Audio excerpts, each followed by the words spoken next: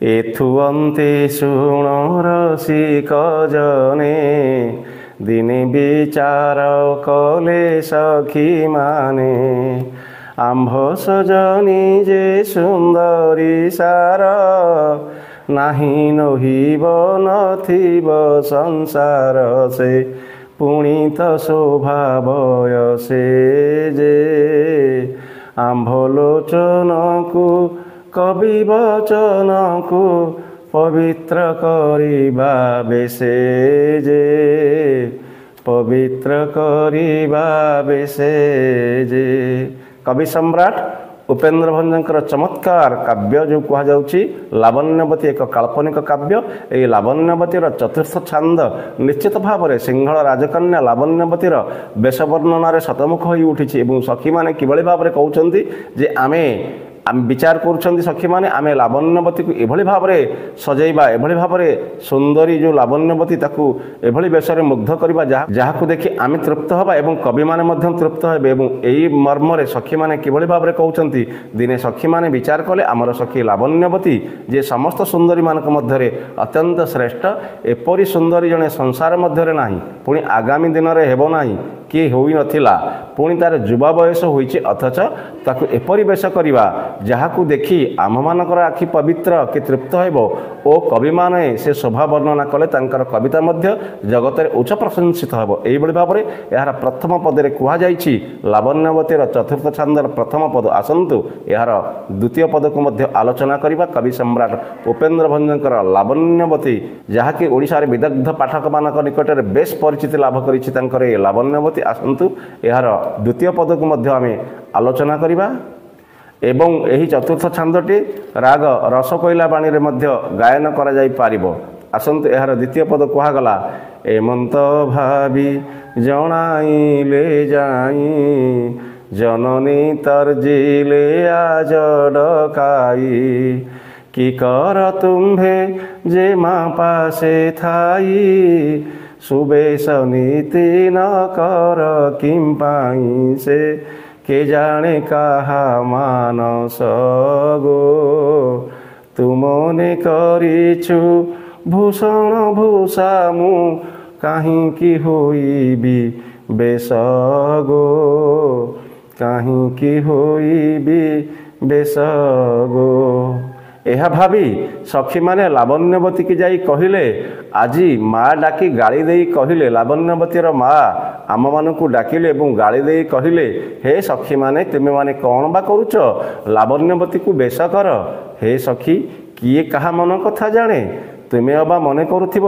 मते एमाने कि बेश करिवे मु तो सबु गहना मानक ठारू अधिक सुंदर आउ काहींकी बेश हेबी। या द्वितीय पदरे निश्चित भाव में कुहा जाइछि। एबे आसंतु यार तृतीय पद को मध्य आलोचना करिबा।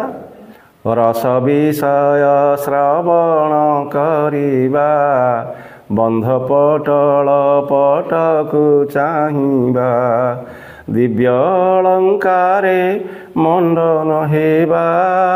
एते कथारे बस हुंती जुबा जे शुणी स्वीकार करी जे व्याधिवंतर वांछित उपचार वैद्य विहिलार परी जे वैद्य विहिलार परी जे। आदिरस विषय को शुणा बंध पटल आम जहाँ कौच 64 प्रकार बंध देखा सुना गहना पिंधिबा एतक कथार युवा पुरुष बस हुअंती यह शुणिक लावण्यवती स्वीकार कला। आमे कहूचे व्याधिवंत जहाँ को आम कहूचे रोगी वांछित अथच इच्छा करवा सेहीपरि लावण्यवती सखी मानक कथार राजी है कारण तार मध्य सैया इच्छा थिला। मंजू विद्युराजी पराए राजी चाहिले नयन होइब बुझी अलका को से थिबो बातुल्य हेजी करिबा धाता बा मूल्य से एकाले सजाड़ी आनी जे फूल चांगुड़ा चित्र कपेड़ा फेड़ी सुबासे तैल पुणी जे सुबास तैल पुणी जे मंजू विद्युराजी जो कह मंजू अर्थात सुंदर एवं विद्युराजी बिजुलीर चमक प्राय जो कहुच्छी चाहिए नयन होइब बुझी एवं सुंदर लावण्यवती जहाँ देखु देखु नयन बुझी होइजिवो एवं अलका कोशे बोली कहुई जहाँ आम कह अलंकार कोश चक्रक पेड़ी कहुई जहाँ हूँ गोल पेड़ी एवं चक्र पेड़ी भितर थिबा समस्त अलंकार फूल संभार को नहीं यही भाव में से लावण्यवती को निश्चित भाव में अलंकार विमंडित करिवार इच्छा पोषण कले दासी माने आहुरी मध्य लावण्यवतीर अंगे अंगे सुवासित तैल को मर्दन करबा पाई एई सखी माने समस्त सुवासित तैल को सजाड़ी करी आनिले सज विधि सज सजनी देखी आसने बसाई प्रसन्न मुखी आगे देखाइले मुकुर माझी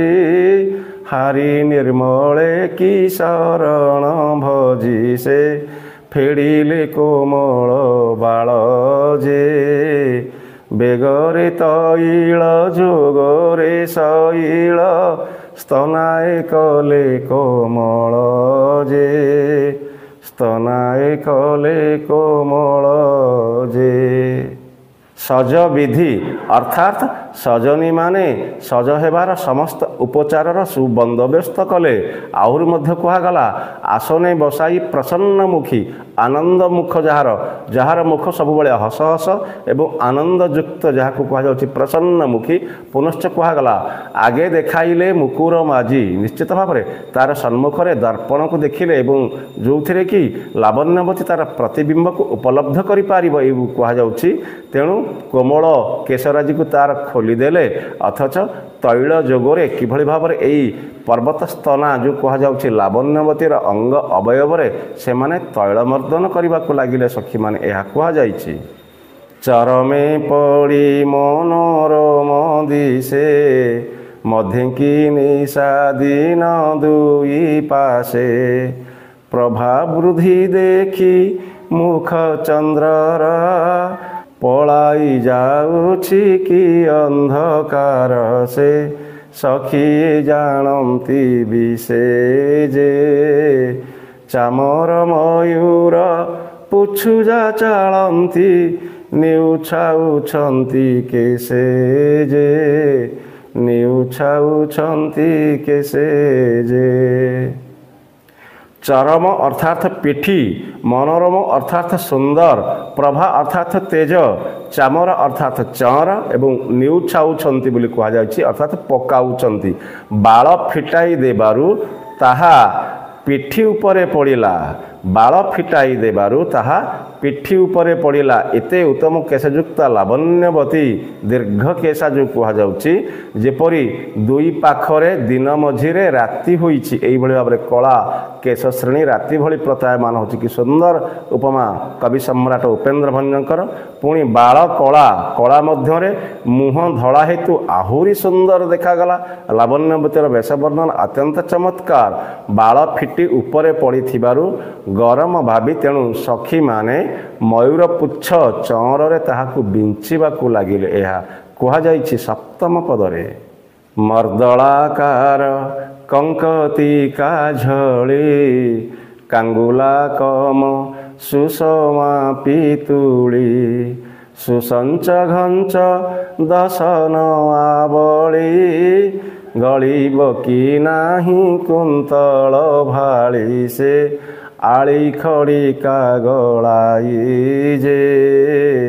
नखे टंकारी देण बेसकारी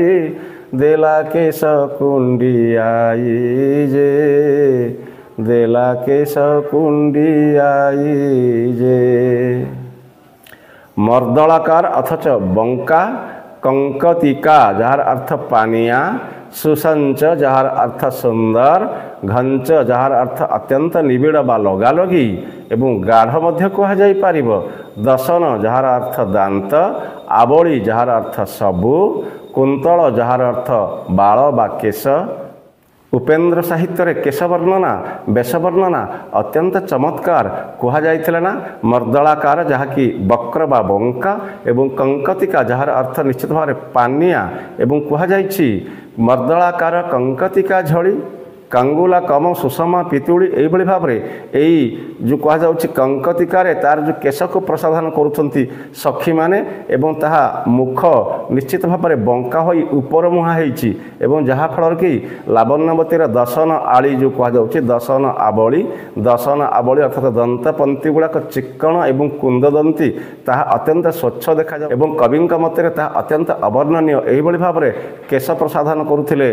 यही भाव में केश प्रसाधन करुँच सखी मैंने लावण्यवतीर यही पदरे कहुई भंज साहित्य लावण्यवती चमत्कार भाव में यह वर्णना कर कवि सम्राट एवं यह वर्णना करने मो भली अधम पक्षर निश्चित भाव में दुर्लभ व्यापार तथापि सामान्य प्रयास वंदे उत्कल जननी।